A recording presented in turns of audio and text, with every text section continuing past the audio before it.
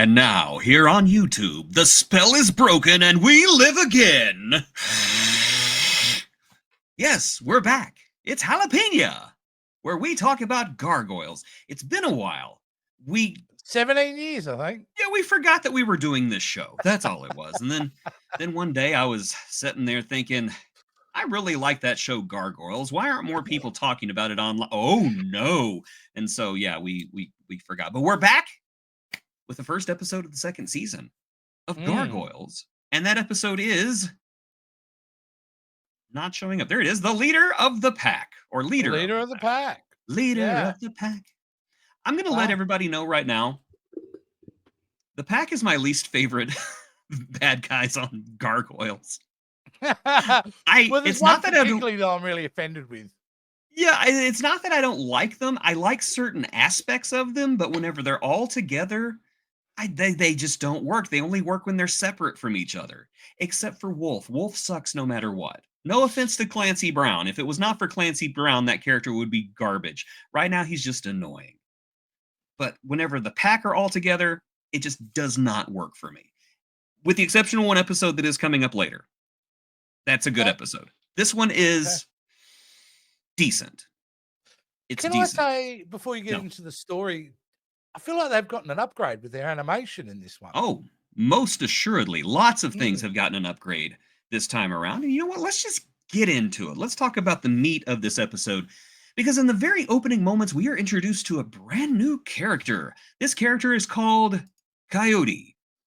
And Coyote is a weird stormtrooper big bird thing that is a little bit of Count Vertigo and a little bit of Wile E. Coyote. I like the design. Yeah, it's a great design. He breaks into Rikers Island. Island. Pardon the pun. Pardon the pun. If you know, you know. He breaks into Rikers Island and he breaks out the pack, but he's not alone. He's got Dingo with him. Rabble, you didgeridoo. He is so bad. on a scale of crikey to gorsh. How would you rate Jim Cummings' accent as Dingo? I'm sure he's a great family man. I'm sure he is a God-fearing man. I'm sure he probably feeds homeless people. But this is the period, Jason, when they do Australian accents, that as an Australian, you feel anger, you feel shame, and you feel a lot of cringe. It's a bad accent. Because it's not really Australian and it's not really New Zealand. It's a pretty good imitation. It's kind of like when someone does an imitation of a comedian who does an imitation of someone. You know what I mean? No, I don't, but I kind of understand, yes. You kind of understand what it is. No, it's bad. It's bad. Even as an American, you can tell his accent is not great, which is funny because I like the character.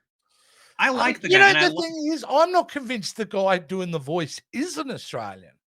Because in some ways also, there could be an argument made that he's doing, an Americanized version of the Australian accent just so he could get the job. I don't know. I've got to look into it. I believe it's Jim Cummings. I could be wrong, and I can tell you personal experience. I've met the guy. He's not Australian. Where's he from? I think he's from the good old US of A. But do you know where? Like, do I know where? No. New York accent or no? He's got a Winnie the Pooh accent. Oh, okay. Whenever you meet him, he will just say, "I'm just going to sign this as Winnie the Pooh, and then I'm going to sign it as Tigger," and you're just sitting there crying, "I love you so much." That's true. Yeah. And then he pulls out didgeridoo, dingo, emu. I do a better Australian accent than he does. You got it.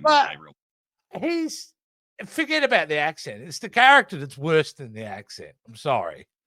At this point, yes. Yeah. Later on, though, they do some things with the character, and he's only in like a few more episodes. He's really not around a whole lot, but I like what they do with him later. I'll just say that. I think you're so right when you said it doesn't function, the team together. Yeah. As a team, they suck. Individually, they're pretty fun. So yes, as Fox and Hyena are being busted out by Coyote, Hyena decides that she's going to murk a guard, and Fox stops her. and says, "No, we're not going to kill anybody. As a matter of fact, I'm not going to go with you. I'm going to serve my time. I owe a debt to society, and I'm going to pay it." And there's absolutely no malicious intent here whatsoever. None at all. None at all. Not at all. I was convinced. I was too. I was absolutely convinced. I was not. I wasn't like. I'll be honest with you. I'm like, she's going to become an ally. She's going to become part of the Gargoyles team. Moving on. Speaking of the Coyote and the pack minus Fox escape Rikers Island, and then we go to the clock tower because it is time for the Gargoyles to wake up. So, their new wake up thing is cool. It's beautiful. Yeah, you are not wrong. They got a heck of an upgrade with their animation this time around. It just seems like there's more frames in it too. Like the movements are a lot more fluid. Yeah. Elisa comes and tells them. Yeah, Elisa comes and tells them, "Hey, the pack has escaped." This is her only line in the entire episode. Yeah. Yeah.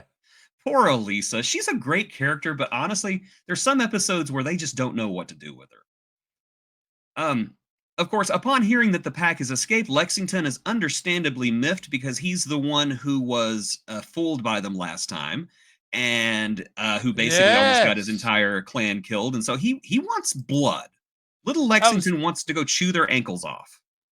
That was my first Leo moment. Oh, yeah, he's not happy with them. He's not. Fortunately, before he can fly away half-cocked, Brooklyn jumps up and says, "Hey, I'll go with you to Pack Media Studios, because that's obviously the place that they will not show up." Morgan Freeman says, "That is indeed where they do show up." Oh, and don't forget, we're going to take the dog. Oh, yeah, they got to take the dog. The dog that can't fly. I just wonder, they never really explain how gargoyle reproduction works. So I'm assuming you get either a male, a female, or a dog. Which is fine. Because some days I prefer the dogs. It's just, if you got... I'd prefer to be the dog. Yeah, you get pink, you get blue, and then you get, I don't know, some other color for dog. It's like, gender reveal, it's a dog! Yay! Oh, thank God! I thought it was going to be a baby.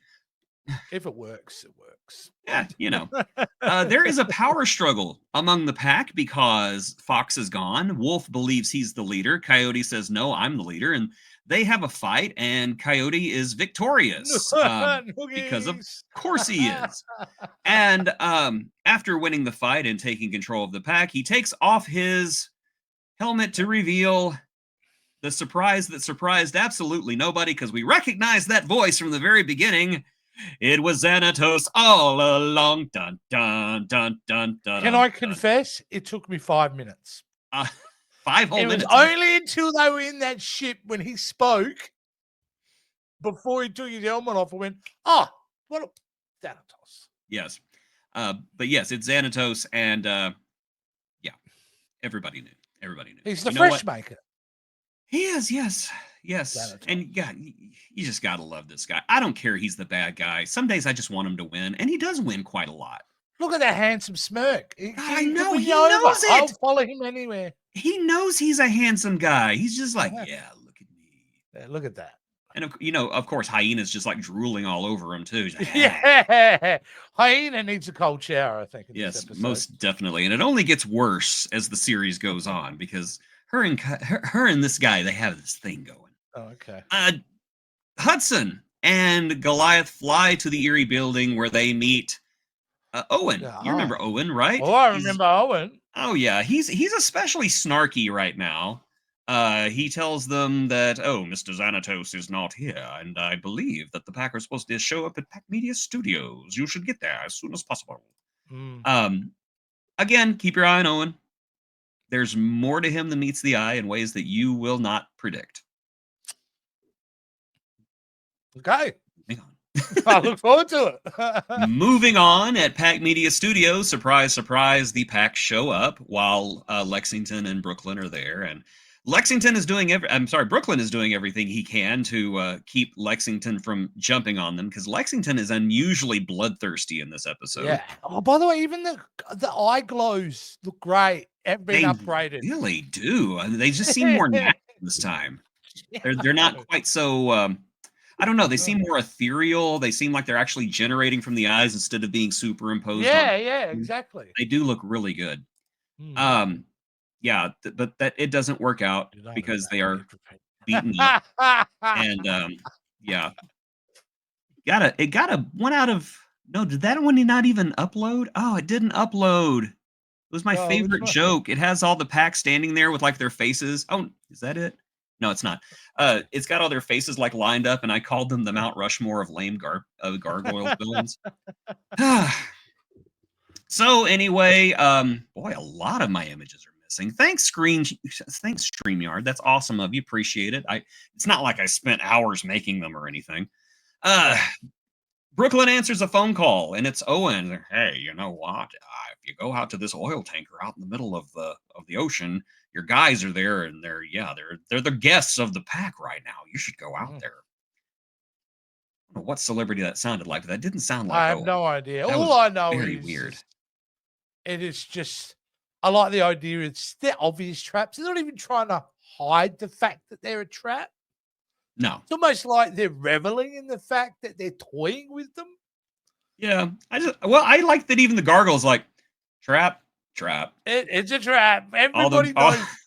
But like an awesome trap, they have no choice but to go to it. yes, and it actually like leads into one of my favorite Yeah. battle scenes of all time. It is Hudson facing off against three of the pack because it's Yes. just this very tense moment where they're all looking at each other, and finally Ed Asner's legendary Hudson voice is, "Well, come on then, we're not getting any younger." I just love that, and then he just whoops the crap out of all three of them. Because It's a great scene. you don't mess with Hudson. Wow. Or Battle During the Cat. or Battle Cat, yeah. Hey, I didn't even see you there.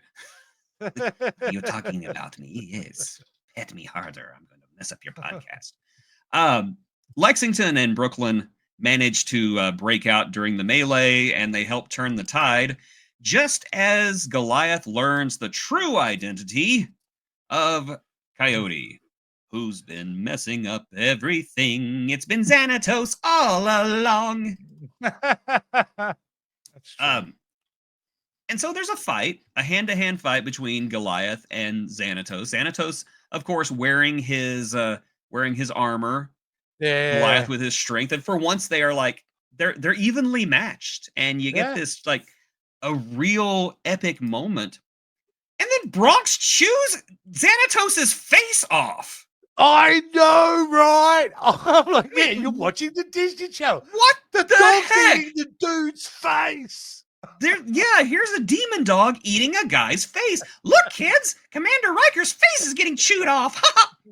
I Bye, couldn't believe merchandise. it. Yeah, I I remember the couldn't first time I believe it. watched this and that scene came up. My jaw hit the ground. I was like, "Am Mm. I really seeing this? This is Disney."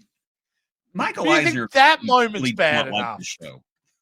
I thought that single frame that you showed there, I thought that moment was bad enough.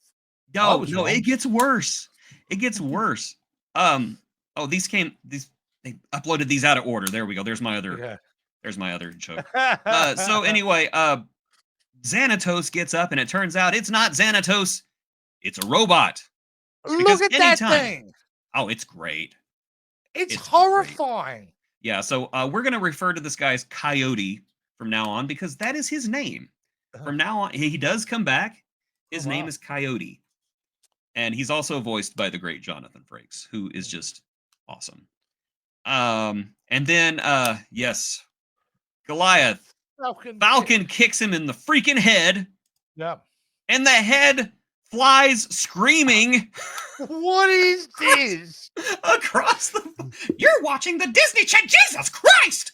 You can't tell me a kid wasn't traumatized by this scene. Okay, I was in college when this thing came out, and I was traumatized by it. It's I watch this show every week. I was like, "Oh my god, what am I watching?" Look at that picture you got of Mickey Mouse. I have a little pee Because coming out of that's me right now. everybody's reaction, right? Like, what the hell? I want to have this tattooed on my arm. Along with Mickey Mouse. Oh, I don't understand why I Michael couldn't believe Eisner hates this show so much. Uh, so, Do you have the moment you're after where the head ends up though? Because there's the whole thing where the head then lands and kind of rolls into yeah, position. and then takes off like a bottle rocket. The terror on that head's face though. Like the thing felt pain. Like what is with that? You know? I don't know, but I tell you what, that is some fantastic animation. That's like anime level animation right there. They got some letters about this episode. I I'm guarantee sure there were they some did, and angry mums out there. I'm sure that they gave them to Keith Davis. Like, here, read them in the gargoyle, read them in Goliath voice. I am never watching your show again. Good. Wow, fantastic moment. Oh my gosh. Hey, you remember that episode whenever we learned all about how handguns and guns should be handled safely and that they're not for play? So anyway, Lexington has a gun now. And the pack gets away, they get on their board their little airship, and Lexington has a chance to shoot them down, but Brooklyn is knocked out by an explosion and is about to fall into the water. And Lexington makes the obvious choice to go save his brother, because that was the lesson that we were supposed to learn this time, is that revenge is stupid and that you should not let your brother drown. It was not a good lesson. Let's be honest. It really wasn't. I mean, fine, let Lexington be angry, but it just seemed like angry. Oh, I have to do this. I'm better now. You know what? After seeing this episode, I've come away from this episode going, I feel like this is the episode where the writers have gone, we're going to tell you what season 2 is. And this is the tone setter for the season. Oh, yeah. It's a little bit darker. It's a little bit more violent. That's my gut instinct. Is like they're telling us there are some interesting pathways this season. Oh yeah, and whenever you texted me about the head flying across the room, I think I texted you back, what if I tell you that later on in the season you see a dude's head explode? Right. And I mean literally flames shooting out of the eye sockets and wow. Boom. Yeah, it's pretty graphic. That's fantastic. So let's get to the ending here. Fox is granted an early parole because she was totally not evil. She was a model prisoner, and I'm assuming they mean supermodel because I mean, come on, look at her. Yeah. And she helped save the guard from getting murked by Hyena. And whenever she walks outside to the waiting limo, who is waiting for her but David Xanatos, because she is his woman and he is her man. And a rich person playing the justice system and getting off without consequences. I thought this was fantasy, not reality. Huh. But yes, I just appreciate that he likes to have a very horrific decapitated robot head just sitting in the back of his car. Of himself. I liked that. I liked this ending because Xanatos won. He won, and nobody knows it except for Xanatos, and he's not the kind of guy who's going to go brag about it. No. He's perfectly fine with letting the Gargoyles think that they were victorious whenever he got what he wanted the entire time, and that's what makes Xanatos such a darn good villain, is that he is in it for himself. Nobody's buying the fact that he's really into her, right? I mean, it's Xanatos, so he's using her, right? That's how I feel. This relationship is explored quite heavily in the coming season. Okay. And it is honestly one of my favorite things about this season. Is the relationship between Xanatos and Fox. So, Fox gets to step up then. She goes from day player to series regular. Oh, yeah. She's quite a regular. And she's such a fun character. We're not going to talk about what they do to her in the Goliath Chronicles. Part of me is dreading, and part of me is really looking forward to just absolutely trashing that terrible season that comes up later, because there are some good episodes, and then there's some other ones that are just not good. And I guess we'll talk about those, but that's going to be a while, because right now we're in season 2, the very long season, the very long and very epic season 2. This How is many the season. Episodes again? Is it like 30 or something? A lot, and they have this big epic arc called the Avalon arc, where the cast members are separated from each other. For dozens of episodes, and we get some We get some really interesting There's things like happening this season. 52 episodes. Oh yeah. It's quite a bit. 52 episodes. Yeah. Wow. Imagine if this came out. Imagine this show came out today. Yep, it's a streaming show. You get 8 episodes, and then you have a 10-year hiatus, and then we might bring it back. I don't know. And even if you like it, we'll cancel after 2 seasons. Yeah, anyway. we'll cancel it. We'll acolyte that thing. But that's it. That is the return of Jalapeña. It's a good return, Jace. It's a good return. I must say, when we kind of brought this back, I was like, you know what? I enjoyed the first season. Wasn't totally in love with it. I enjoyed it. There was nothing about it I hated.